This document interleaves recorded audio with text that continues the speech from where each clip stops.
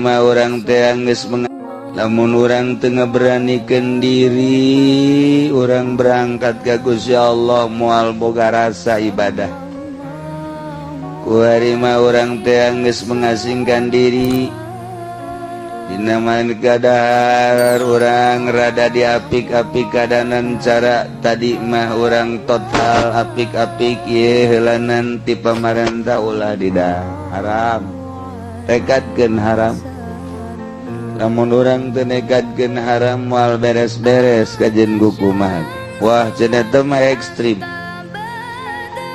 Urang tasrif heula nu mantak haram lantaran pamarentah teh hasilna meunang ti pajak, ai pajak teh muksi ngaranna muksi teh mutlak haram.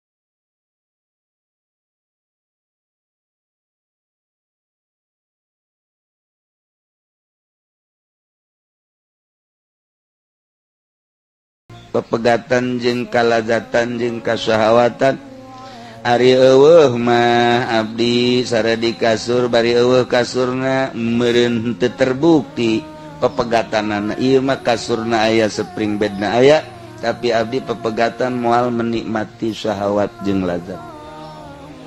Ari kitu mah dahar urang teu jeung daging memang dagingna eueuh teu jeung opor-oporna eueuh atuh teh mah bisa disebutkeun atuh pantes bae jangan emang sia mah pakir ieu. Ieu mah aya ngajogrok di hareupeun daging aya opor aya nana tapi teu mun ditanya ku Gusti kunaon maka teu di dahar abdi wari pepegatan jeung syahwat jeung lazat hayang ka Gusti. Oh kitu cek Gusti.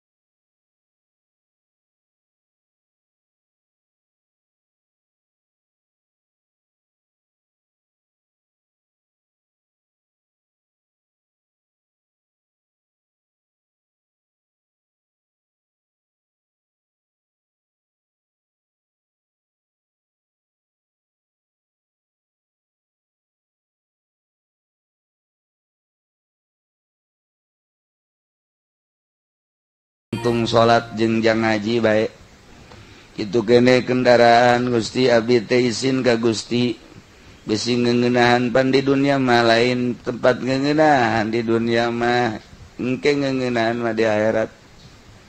Abdi bade pepegatan sareng syahwat jeung lazat abdi bade ka Gusti ieu teh suluk ngaranna. Sok atuh neuk tibana heula mimitina nu diraih ku maneh teh ieu ti dieu heula mimitina ye tek berangkat ti peuting mentang mata ulah pati dibuka teuing mata teh ulah pati dipereumkeun teuing ti peuting ke dipentangkeun pake tafakur pake maca Quran geus isuk-isukna kadeuleus sayup matana